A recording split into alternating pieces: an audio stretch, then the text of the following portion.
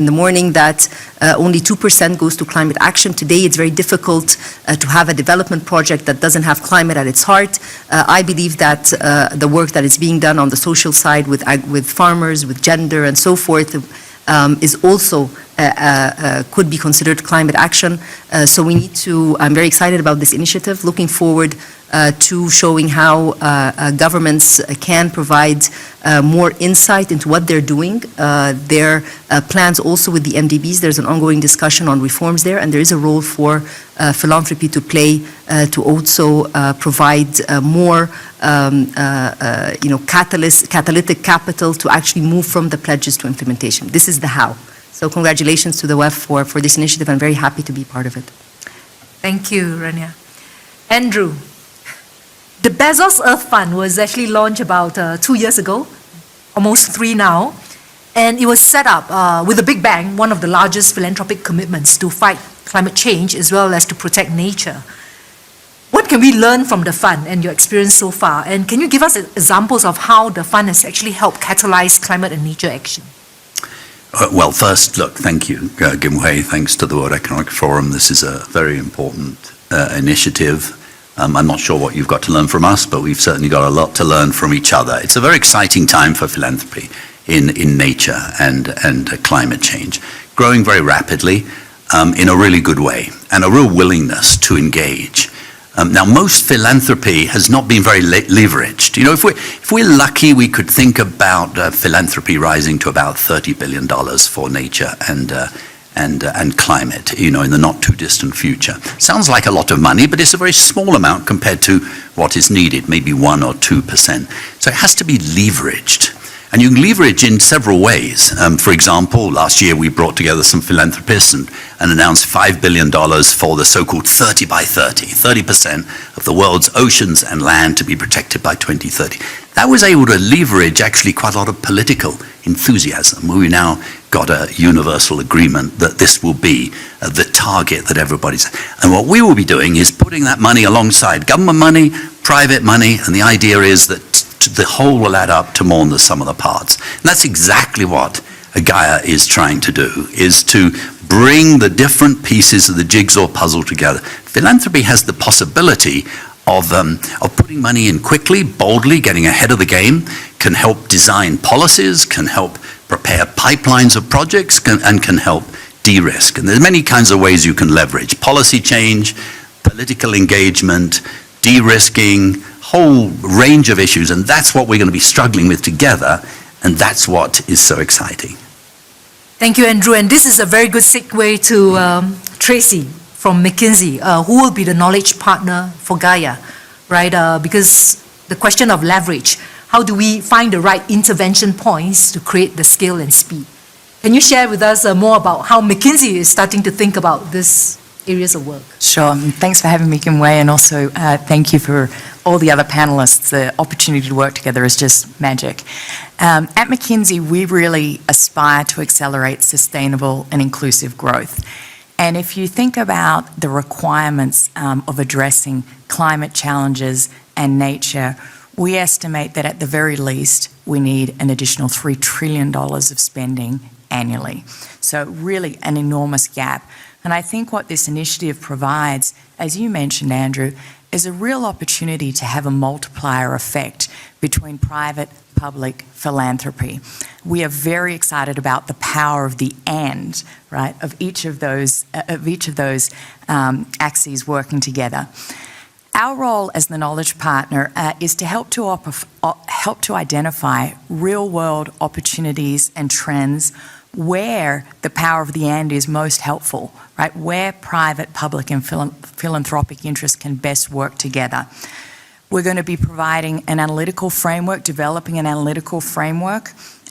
We're going to be also working at how we can measure with impact and rigor the initiatives that take place so that we can create a flywheel and therefore attract more and more funding.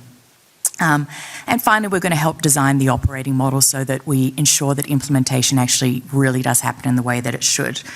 We're excited about identifying the benefits that each of the axes can have. So for governments, how do they get access to on-the-ground knowledge, to the dynamism that comes from some of the other areas? For philanthropy, how do we operate within the system and ensure that we get scale of the various initiatives? And for the private sector, how to identify new opportunities. So as I said, we're really excited to be the knowledge partner, and thanks for the opportunity. Thank you, Tracy. If I could now turn to Desmond, I spoke about the fact that we would like Gaia to actually support action in all parts of the world, different geographies, and Temasek Trust has just launched the Philanthropic Asia Alliance. And in fact, at the launch, you were able to announce commitments of more than $150 million from different foundations in Asia. Right? Can you tell us more about your plans forward? How do you intend to use these funds, right, to support PPP, the philanthropic public-private action, to scale efforts in addressing climate-nature issues? Thank you very much. Also, I'd like to add my thanks to the WEF for initiating Gaia and for having Temasek Trust and the Philanthropy Asia Alliance as a key partner in support of the initiatives under Gaia. A little bit about Temasek Trust. Temasek Trust was established by Temasek Holdings with the view to being a steward of philanthropic assets and advocate of sustainability and to catalyze positive impact. And in this respect, what we have done is to initiate a Philanthropy Asia Alliance to bring together this whole notion of collaborative philanthropy, which is targeted at action, catalyzing collective action for a better world, and to prime Asia as a force for the greater good. The kinds of thematics that Philanthropy Asia Alliance is looking into developing and promoting will lie in the broad thematics of nature and climate, holistic and inclusive education, and also in the area of global and public health care. But we can all see that the actions that go about climate action have got cross effects into health and education, and it's a great place for us to start in terms of putting priority. And so what we look forward to is to bring together an alliance of partnerships at multiple levels. There could be donors who are interested in putting philanthropic money or investment capital into the programs. There could be an alliance and a forging of partnerships around program management on the ground in the different jurisdictions in Asia. And there could also be alliances forged with research and expertise, knowledge houses to bring together enabling capabilities so that we can spur action in a much more meaningful and targeted way. So these are all the kinds of things that we're hoping that we can bring together in Asia, and all of the efforts that we're putting together in Asia, obviously because we all recognize that Asia is crucial to how we can think about climate action for the greater good of the world. Thank you, Desmond. And Roshni, if I could turn to you now. You are in business, but also very active in philanthropy, supporting freshwater systems, habitat protection. And given that you wear different hats, how do you see these different hats working in concert to support the scale and speed? What are kinds of models of philanthropy that you think could be quite effective in also mobilizing and catalyzing public sector action and business activities? So I think, thank you so much. One of the roles that philanthropy plays, which is extremely important, is, we all represent very large private organizations which are multinational as well as multi-generational. And, for a group like ours, where the average age is 27 and young and below,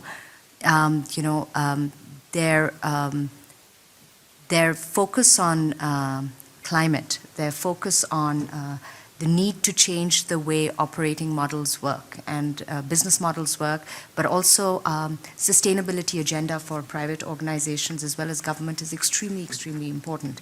I think where philanthropy plays a very big role and as a private organization is that often, I come from India, which is the fastest growing economy in the world, and the government has funds and the government has to choose between employment generation, manufacturing, economic growth, and then there's nature.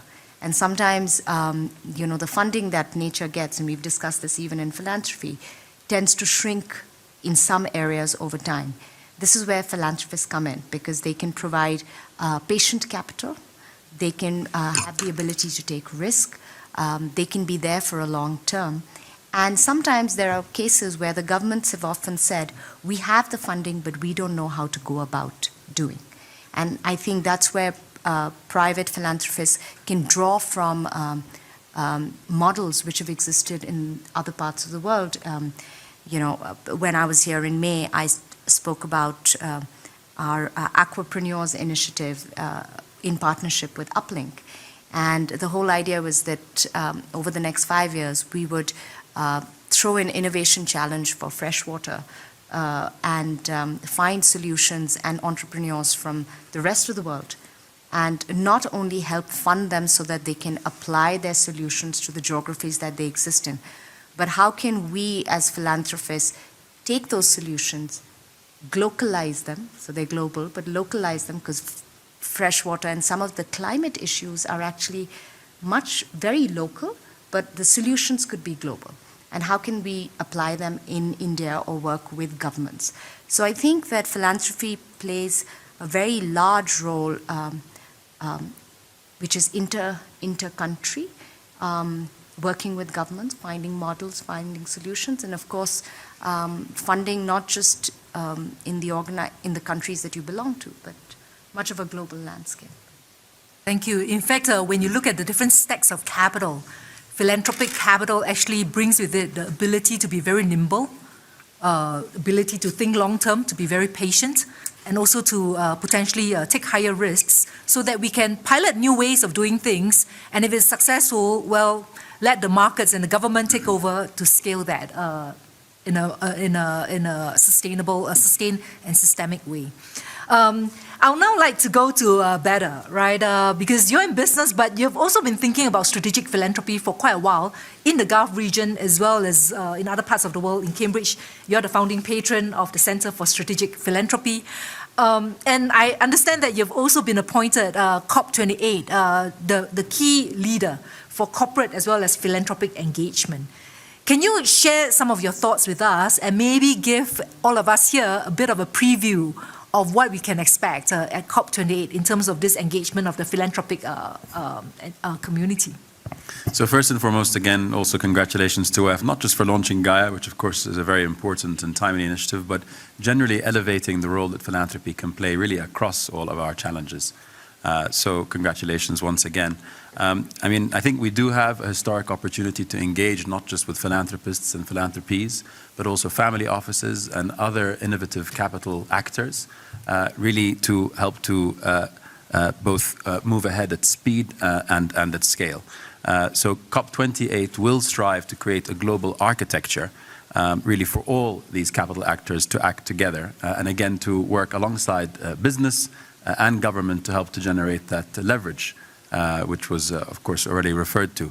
Now, as we all know, the emerging markets will bear the brunt of climate change, and it's also perhaps where the climate challenge will be either won or lost. But of course today, the emerging markets, or global south if you will, the majority of today, or certainly a lot less climate philanthropy, particularly in the mitigation space, goes towards these markets. I think Latin America and Africa combined less than 10% today of climate mitigation philanthropy. So there is, of course, a huge opportunity to scale that up.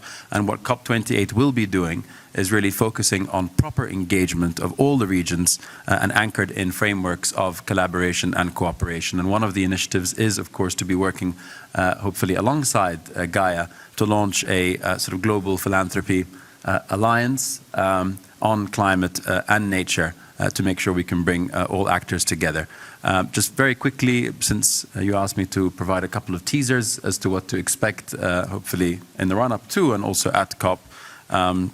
a few things, and again, this is within the realm of philanthropy more specifically, but also really tapping into venture capital to help to spur much more venture philanthropy in this space, connecting venture capital not just with entrepreneurs, but also with scientists and people in the labs in many of these great research institutions around the world, including in the emerging markets, to help to scale up their technologies. And the other one is maximizing the potential of faith-based giving.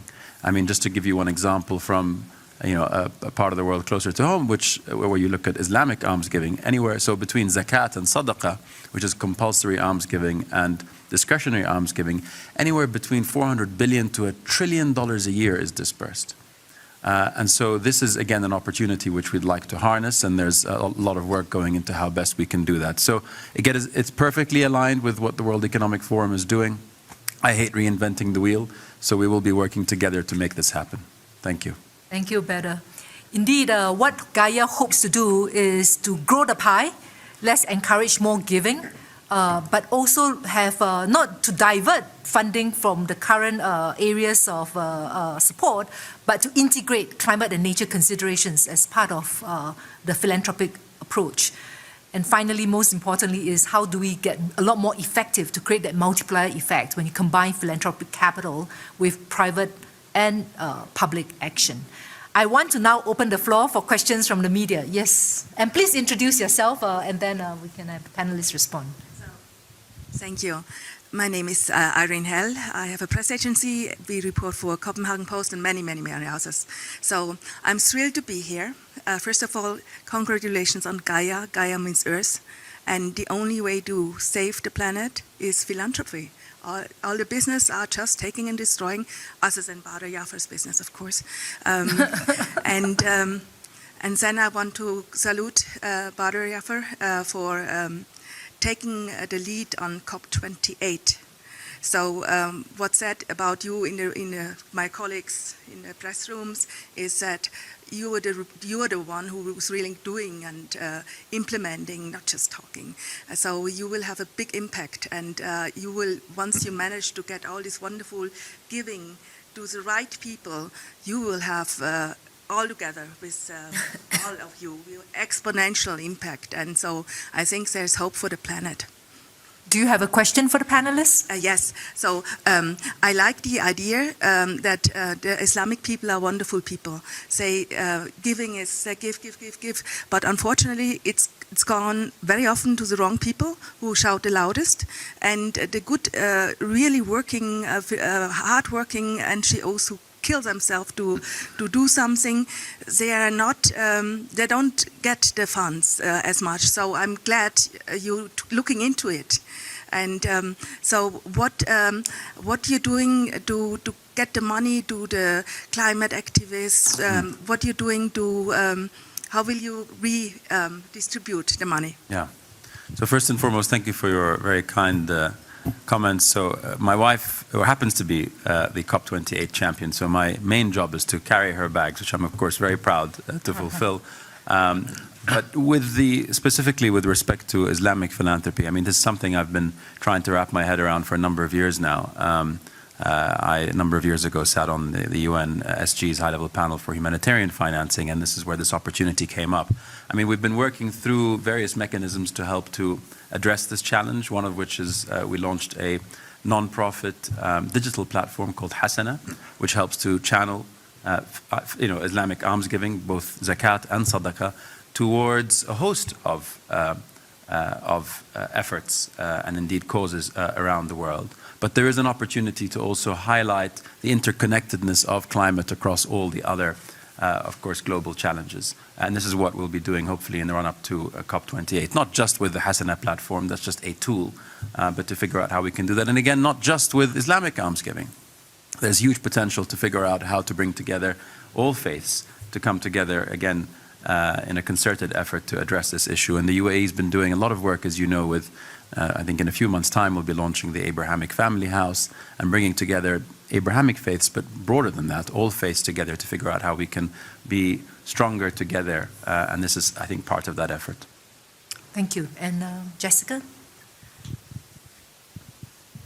Hi, thank you so much for your insights. I'm Jessica from Eco-Business in Singapore. I'd like to bring your attention to Asia, and you've mentioned that this is a region where climate change is felt very strongly, but it's also a region where it's lagging behind tremendously on philanthropy levels compared to EU and Asia, so EU and the US. How do you think you can close that gap? The other characteristic of Asia as well is that it's dominated by family conglomerates, and you'll find that their pot of philanthropic money is usually smaller than the family office money, and the family offices tend to view impact funds and venture philanthropy as very risky. And so I just wondered if you could offer some thoughts on how do you address that. Thank you. Desmond? Thank you, Jessica, for the question. I think you are right to say that there is a lot of catching up to do in Asia, but there is also a lot of optimism that in Asia there is a lot of interest now in moving towards sustainability, impact, and philanthropy. And I would say that there is a huge generational transfer of wealth that we're seeing taking place over the next few years in the order of trillions of dollars. And the next generation of wealthy have regarded that their role, and we're seeing a lot of that in terms of the trend, a lot of that is in that space of leaving a legacy for the future and making sure that what they do has impact, and they're taking a lot more consideration into responsibility and sustainability. So that's one aspect. I think there is also a lot of interest now in moving away from just checkbook charity to the kind of philanthropy that is scalable and that is systemic and structural in its approach towards solving some of the much more pressing issues of environment and society. So this is yet another trend that we're seeing. There is also interest, I would say, in innovative finance. And I think that kind of innovative finance around blended structures and around outcomes-based financing through a pay-for-success model. These are new ideas in many jurisdictions, although it's been tried in others. But there is a lot of interest in bringing together some of these innovations to try and bring together where catalytic philanthropic capital can play a role in making things a lot more bankable for the rest of the investment community. So these are, in my mind, some of the areas where I think we're seeing important philanthropic shifts in Asia, and it augurs well for all of us because also there is a keen sense that there is a need for the public sector, the private sector, and the philanthropic sector, as what we're looking to do through WEF, to come together in a much more powerful way to drive catalytic action for climate. Thank you, Desmond. And yes. Hi, I'm Laurent Thomé with Agence France Presse. You cited this figure that only 2% of philanthropic giving goes to climate. Do you have a target as to where you want this to go? I don't know, 5%, 10%, and in how many years? And also, why do you think that it's philanthropic giving is so low for climate issues? Andrew, do you want to reflect? Well, it was much lower. As we talk about Asia needing to rise, so to speak, we've got to remember that 10 years ago, Western philanthropies were putting almost nothing into climate change. And then a couple of things happened. One, the scale of the problem became evident and the implications of the problem. So for heaven's sake, let's get in there. And remember, leading philanthropists, high net worth families, they're in the business of solving big problems. They like big challenges. And then it was recognized that actually there are system issues. And so that's where the whole idea of, if you like, leverage came from. So you've seen two things happen in the West, Western philanthropies. One, an amazing growth, still, as you say, relatively small. But remember, 2% of $1 trillion is not that small. It will rise. We don't have any targets as to what it should become. But an important point is that actually some of the other 98% is also very relevant to climate change. So, for example, quite a bit of philanthropy goes into education. If you've got $1 million to spend on adaptation in climate, don't buy cement educate a child, because you will create a resilient person who will then be part of the solution leading us into the 2030s and 2040s. So we have to think about the other 98% as well. So I think Kim Hui's point is a really good one, whereby where she says our job is not to sort of say, hey, stop financing this and finance that instead. It's actually, if you like, to adjust the entire 100%. Say, for heaven's sake, there are major problems out there. The way you finance agriculture has to take climate into account. The way you finance education has to take climate into account. And all of those pieces. And one of the great challenges, I love what Bada is doing with regard to faith-based philanthropy. If you look at faith-based philanthropy in the West, you actually see some of it very targeted towards climate and nature. You see others that is heading in totally the opposite direction. And so what one needs to do is have that process of dialogue so that we actually all get on the same page. I just wanted to add something to that. There's a role for governments in this to be quite clear in terms of what are these projects that include climate and other action. And again, we tried during COP27 to make the point over and again that climate and development come hand in hand. They're not mutually exclusive. Climate action, SDG 13 is part of the 17 SDGs. And as Andrew pointed out, if I'm helping farmers with resilient crops, that's adaptation, that's climate action. Maybe philanthropists in the lead up to, or in the past, it was not identified very clearly because mitigation has metrics, adaptation doesn't. So I think in this initiative, we want to showcase more, be very clear with certain, special examples that could be scaled. And that's why if we take a country case such as NOEFI, which is the nexus of water, food, and energy in Egypt, it's a platform where we're bringing multilateral development banks, philanthropy, private sector, GFANs on specific projects to show that if the government is clear, if there's interest, if we're able to have commitment, clarity, and with credibility, we can move forward. So, it's not the target, it's the narrative that we need to keep on pushing. And I think this initiative will hopefully be able to achieve that together. Thank you. If I may, just to respond very quickly. Please, Bada. So look, it is trending, as has been mentioned, in the right direction. I think in the last 5 years alone, it's gone up 3 times. But of course, starting from a relatively low baseline, but it is trending in the right direction. To answer your question, why is it that not more is going towards climate philanthropy? There was an interesting study that was completed at the end of last year. I'll have to dig it up and send it to you, but it basically surveyed, 1,000 or so foundations and asked them, first question, do you believe that climate is extremely important and urgent? And 90% agreed.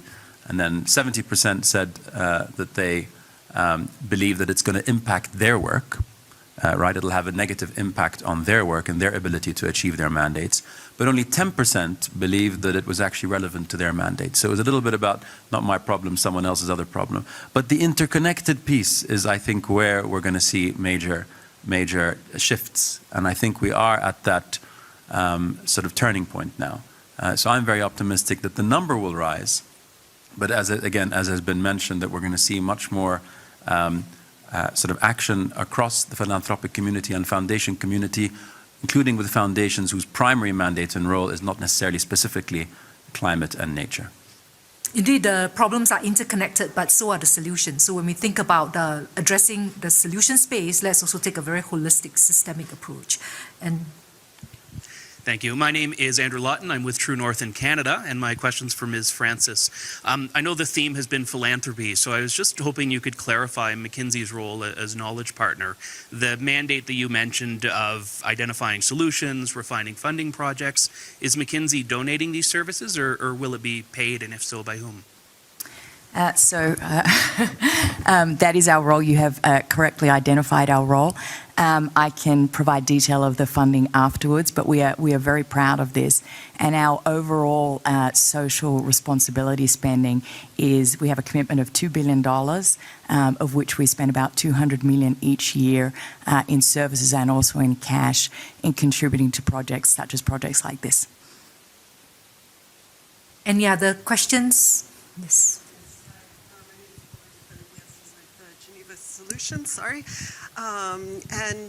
Actually, I was just wondering if any of you could provide a little bit more detail in terms of the breakdown of the the philanthropical contributions towards climate action.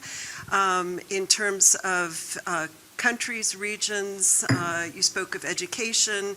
I'm wondering, how, for instance, in education, whether that's concentrated in the West or, where there's action really on the ground, where in terms of adaptation and so forth.